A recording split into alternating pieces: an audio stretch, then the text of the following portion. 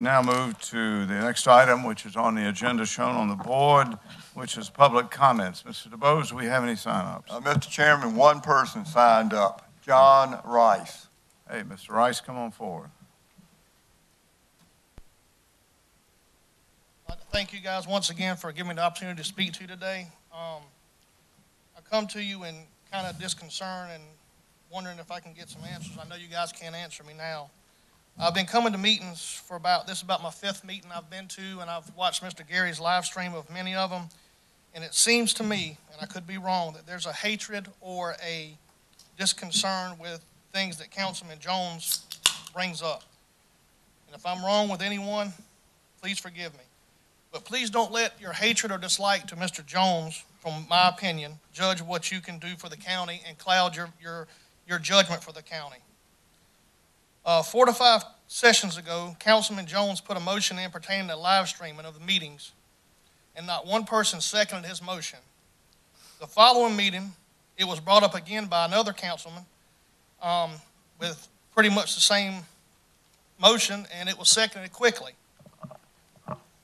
Around the same council meeting, I do believe, Councilman Jones brought up economic development and the number that was misrepresented on the county website. It seems that those numbers have still not been updated to be more accurate, and I wonder if anything has been done by the county or the council to increase economic development or to do any studies of what can be done on the money that was already spent on this project. And with all going on with the current solicitor, former solicitor, whatever you want to call him, Councilman Jones made a motion to have travel expenses linked individually instead of in a group so we can see who's spending what and have accountability. And no one seconded his motion. It was said that we'll discuss it later. I believe himself and Councilman Tucker both stated that it was done in prior councils, but not now.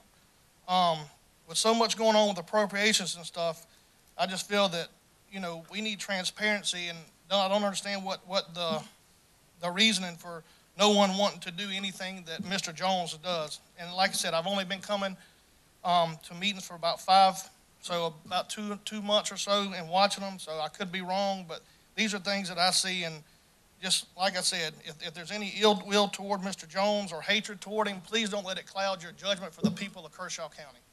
Thank you very much, Mr. Rice.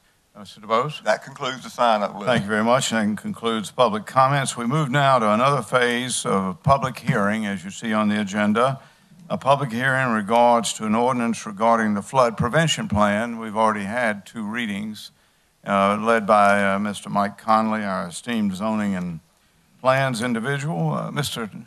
Carpenter, can you tell us a little bit about what this is, and then I'll open the hearing. Mr. Chairman, members of council, we have tonight a public hearing related to the flood prevention plan. This is an update to the plan. It's a federally required update. The language that we are including has been provided to us by DNR in Columbia to make sure that our ordinance is consistent with state law. Thank you very much. With that, I open the hearing for any comments from the public. The hearing is open.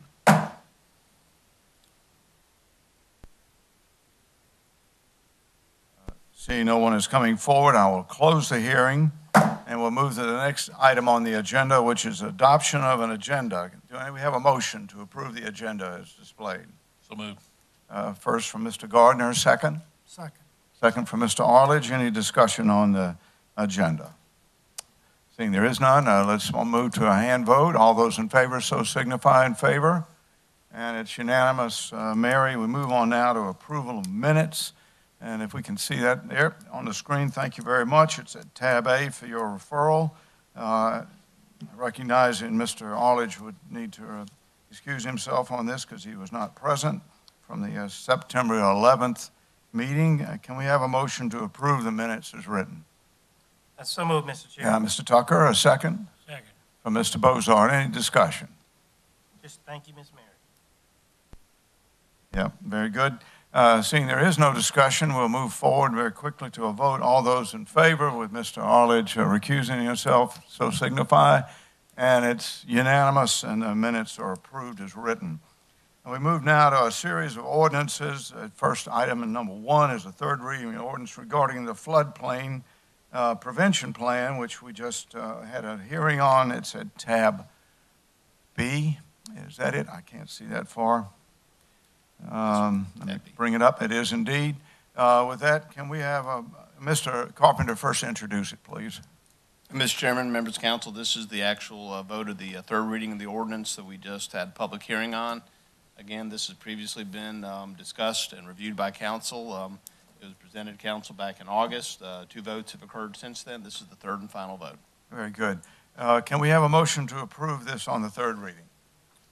So made. Mr. Bozard, and a second, please. Second.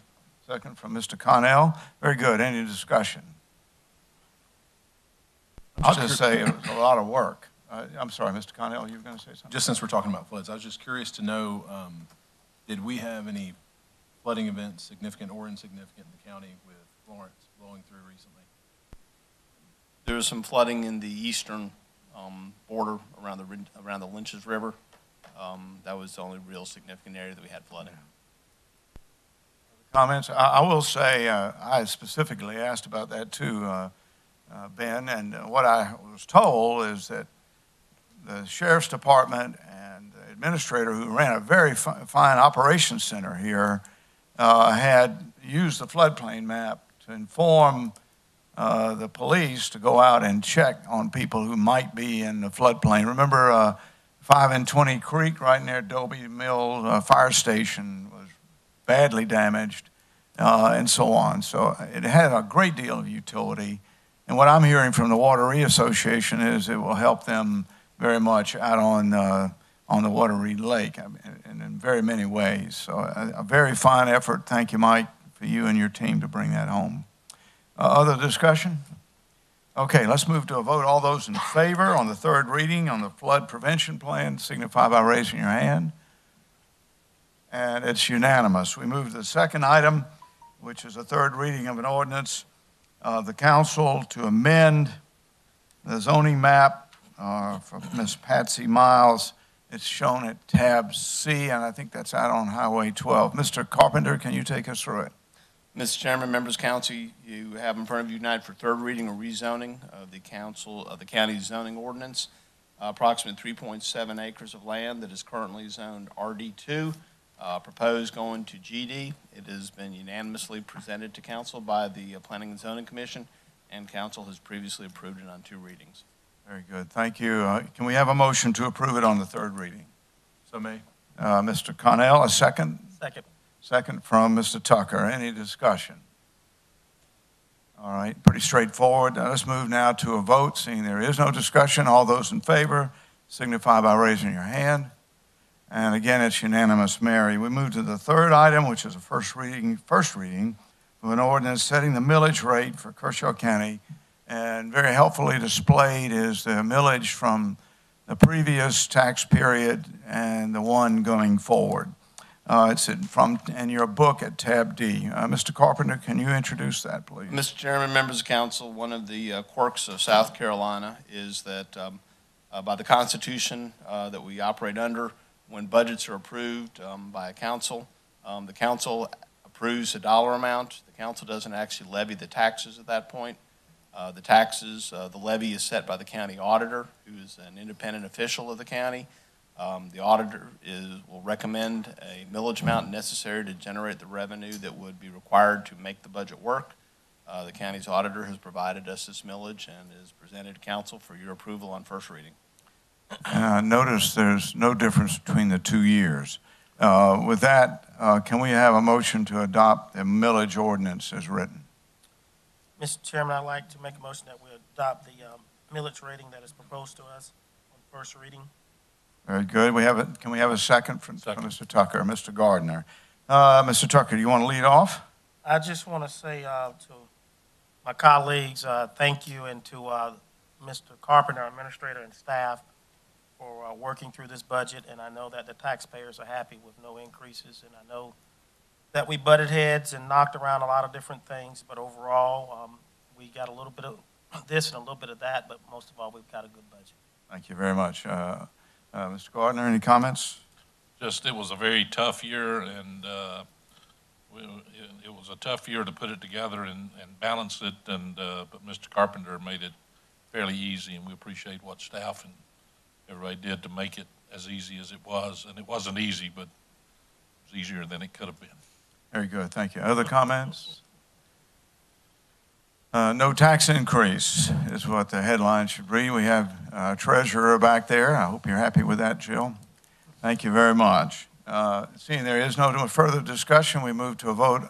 All those in favor signify by raising your hand.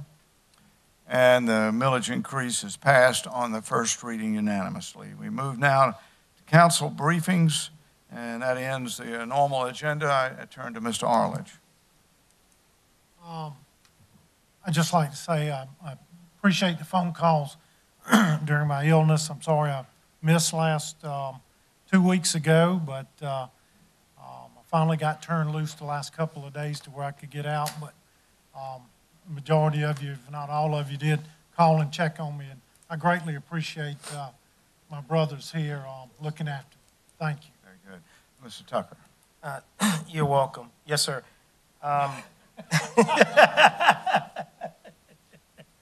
I just want to say thanks to our emergency preparedness group, and I want to share a little light, Mr. Carpenter, on you, staff, and that whole group, because I wasn't aware of this until you start talking to some of the folks that work for us. Not only were we prepared here, and thank God, it missed us for the most part, but this group here in Kershaw County, you know, even elected officials like the coroner, was ready and was willing, if needed, to service in adjacent counties. I know the coroner had to cover part of Chesterfield for a period of time because they couldn't come across due to the flooding of the rivers in Chesterfield County and Darlington County. So we appreciate the joint efforts that this county continues to display, and not only taking care of their people, but taking care of South Carolinians. And I just want to make sure that you tell them that we say thank you. That concludes my report. Very good, Mr. Gardner. Just on top of what he said, I had a number of people just talk about how prepared and how well things ran from the perspective of being prepared for the imminent disaster that didn't happen. So got a lot of comments from a number of people who ran into other people, not many of them direct, but from other people who ran into other people from shelters, from just the way things were done. So appreciate all the hard work and preparation to make that happen. Thank you, sir. Mr. Bozard. Thank you very much. Councilman, in the back of the agenda package is an information. And this information there is on the zoning. I've asked this to be put on here because at the next meeting, I'm going to ask it to be put on the agenda. I've had some phone calls from different people throughout the county wanting to use these containers for different purposes. And these containers right now, according to the zoning, is not allowed.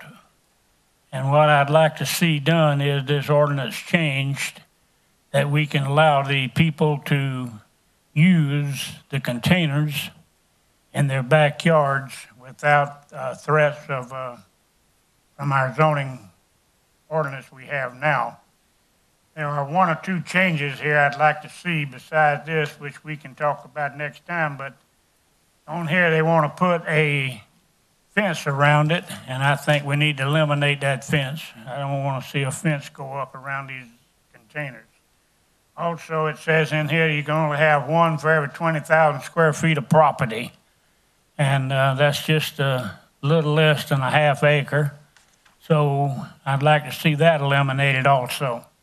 I'd like for y'all to take a look at it, and I'm going to ask that it be brought up at the next meeting we have where we can try to alleviate some of this restrictions we have on the citizens, and I think this would be one way of doing it. Thank you very much, sir. Thank you. Mr. Connell. Yes, Mr. Chairman. I'd just like to update everyone on the Elgin Park near the Kershaw Health Elgin campus. We've accomplished all the due diligence we needed to do with surveys and otherwise identifying easements. We've met with Senator McElveen, and he's working hard on identifying PRT funds, which is Parks, Recreation, and Tourism funds, or having the item placed in the state budget for 2019 to have this nice little park, which would be, again, the first one in this portion of the county that would have been publicly funded, aside from the great addition of Potter Park in the town of Elgin. We hope to see that happen mid to late 2019, but I've discovered here in my short time in government that things do not necessarily move with due haste. But it is moving in the right direction. It's a beautiful, I don't know, what would you say, an 1.5 acre pond, 2 acre pond that we have there that the county owns, and it'll be a really nice feature for that area and for the local businesses too. So we'll keep you updated on that as it progresses. Excellent. Thank you, sir. Mr. Jones, sir. Thank you, Mr. Chairman, members of the council. I do have something I want to talk about. With much consideration and much thought, something that I was going to present tonight in my council briefing, I think I'm going to wait at the recommendation of the county attorney and discuss it in executive session. It'll be an employee issue dealing with the state ethics opinion that I got back. So we can discuss that in executive session. Thank you. You're welcome. I do want to say that I want to thank the people of Kershaw County. 3 terms they sent me back, now 4 terms. I'm going back for a 4th term. And being the minority vote is nothing new. I was the minority vote the first day I came on council. I think Jim Tatum was sitting out there back in 2007. And Sammy Tucker, you were still here, and we had a knockdown drag out, and it was on the front page the next morning. And I was voted down 5 to 1, because at that time Gary Elliott had not got on county council. But once he was vetted and approved and won his election, it was 5-2 for the first 4 years. But so that's nothing, nothing new from this council, from any other councils. One thing I do, I have a different, if I don't agree with you, I'm not going to sit up here and just rubber stamp. You know, I believe in limited government. I believe in government living within their means. I believe in working for the people, which I do. I get many phone calls every week, every day, start sometimes at 6 o'clock in the morning till late at night. My wife said, I was talking to her earlier today, she was telling one of my best friends, Paul Napper, and that's her executive director, they were talking, and she said, you know, Jimmy came in last night. He sat in the den on the phone, went out to the cabana at the pool, sat on the phone, went to the laundry room, sat on the phone, and went back inside for 4 hours. That's called constituent service. And I'm humbled that the people have thought enough of me to send me back. I will not change. I will not shut up if I don't agree with you. And it's not personal. It's my opinion. It's the way I feel. And I've always said, and I mean this is nothing ugly. I really don't mean this ugly, but I didn't run to befriend politicians and bureaucrats. I ran to work for the people of Kershaw County, and that's what I'm going to do. But having said that, I'd like to thank the council for this time to speak, and I look forward to our dialogue in executive session. Thank you. Very good. And I'll close out the briefs here. Yes, we will have an executive session on contractual matter, led by the administrator, and then a personnel matter, 2 personnel matters now. First of all, I want to tell you that the world keeps moving, and it moves in this county because of the volunteers in this all-America county. We had the Jamboree this past weekend for fall sports, and the umpires were there, and the referees were there, and the coaches were there, and the little kids were out there, and our new athletic director led off for the first time, leading that controlled chaos. But we can't do it without volunteers. And then the Food for the Soul had a fundraiser on Saturday, again, volunteers. And then the Revolutionary War Run, again, volunteers. Chris, you were there, right? You should have run. Yeah, you took that as an excuse not to run. Justin, Yeah, excuse me, Justin, yeah. Yeah, thank you for showing up. I'm sorry, Justin, thank you. And then tomorrow we got to Live Well Kershaw, right? And volunteers. What a county. And this weekend things continue with a Fire Fest, and we got 2 home football games. and the families who are supporting our football teams and volleyball teams, you can't pay them enough money. The volunteers make this county run. I just want you to know that. And in the same volunteer spirit, in a more patriotic vein, there's a war on right now. Many of you may not know that, but my son-in-law is going off to Afghanistan. Will Connell, Ben's brother, is going to be commissioned a second lieutenant on Thursday. And another fellow named Beck Robertson from this county is getting his second lieutenant commission. I'm afraid they're both going into the artillery and not into the submarine service, but these are real patriots, and that is a part of the DNA of this county. I'm just so very proud of this county. And I'm also proud of the fact that my counterpart in Chesterfield County, which got really hit real hard, has asked for our administrator to help him recover. How did we do it during Hurricane Matthew? And that's another example of the kind of county we are in and the kind of administrator we have. So these are matters of substance. I will close now by saying I want to recognize our guests. Mayor, thanks for being here today again. Live well Kershaw, and the president of our chamber. Thank you, Kim, for coming. And can you recognize our SCANA guest tonight, Peggy, please?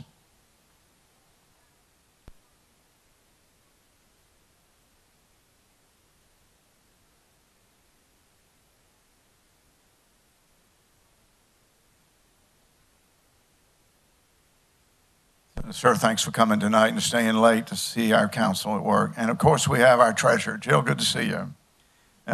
With that, I turn it over to you, Vic, to lead us through, please. Mr. Chairman, members of council, just a few items for you. You talked about the DNA of our county, Mr. Chairman, and let me give you some more examples of the DNA. Right now, we have a crew of county employees, EMS employees, in Georgetown County. They'll be there till Wednesday, providing support and service as needed to them. We're on standby to send other crews as needed, especially as the flooding peaks, and then they start emerging from the flooding. Then they get into the period of cleanup and recovery. Again, county employees will be available to go and support. Whenever we do that, we obviously do it still taking very seriously our responsibility to our own citizens, so we never participate in something and put ourselves at risk.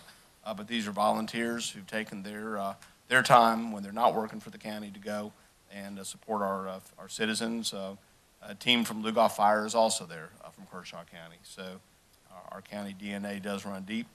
Also, Mr. Chairman, members of council, I know we said that we dodged a bullet, but in dodging the bullet, we still had the following numbers. We had 64 people in our shelter spending 1 to 2 to 3 nights in our shelter. That's the most we've had in many years come to a shelter. We had another 20 in Food for the Soul, spending time in there. Our sheriff's department, double crews were out Friday night with chainsaws. And as trees did come down, they cleared the road themselves to the degree that we had very few road closings by the time the storm had come through because they were on top of it. But at the peak, we did have 4 roads that we did have to close at some point. Bridges over the rivers, mostly in the eastern part of the county, where we came closest to the impact from the storm itself. The state of South Carolina was very good working with us. We did have some needs that we had sent to them. They provided for us extra generators so we could have backup for our wastewater treatment system if power did go out, so that we wouldn't have to worry about overflows. So the state of South Carolina did provide us, and we had those generators in less than 24 hours from requesting. So it was a very well-oiled machine.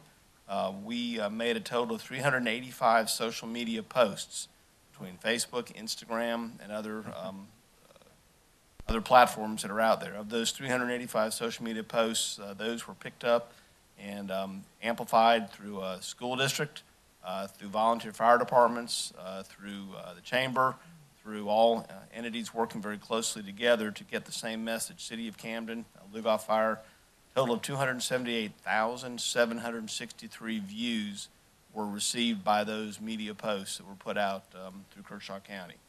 So getting the message out, we're getting better at communicating. We're learning what works. We're learning what we need to do better Each time we go through one of these situations, we're better at it. We provide a better level of service to our citizens. If we had been unfortunate enough to be in the direct path of the storm, we would have handled it quite well without any problems. So you can rest assured of that. Members of council, I would like to request a work session to discuss with you details. As you know, we've been looking at our sewer transportation system, the system that moves our wastewater through the county. Some upgrades, some updates that need to be done to it. Parts of it are fairly old, and I'd like the opportunity to sit down with you. I will suggest a date of October the 4th. That's next Thursday at 4 o'clock. Myself and Ms. Ziegler will work to see if that's a date that will work with y'all. If not, we'll try to find another date, but that'll give us an opportunity to get together and go over detailed information I'll provide for you. Some of the summaries, I'll put it in your box so you have time to look at it prior to that meeting, and that'll allow you to be better prepared for questions, and so we can help you understand what we're looking to do. Mr. Chairman, that's my report. Thank you very much. Mr. Chairman, can I ask for yeah. clarification, please, sir? You said that was wastewater treatment? Yes, sir. Okay. Yep. Mr. DeBose. I have nothing, Mr. Chairman. Welcome back. Thank you. With that, we have an executive session. May we have a motion to move into executive session and return taking no vote? One is a contractual matter and 2 personnel matters. Can we have such a motion? So made. Mr. Bozard, a second? Second. Second from Mr. Connell. Discussion? Just for the audience, we'll be back once our discussion is over with. We can do it in a small room here. Is that all right?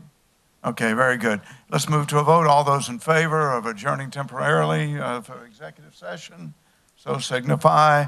It's unanimous, and we are adjourned.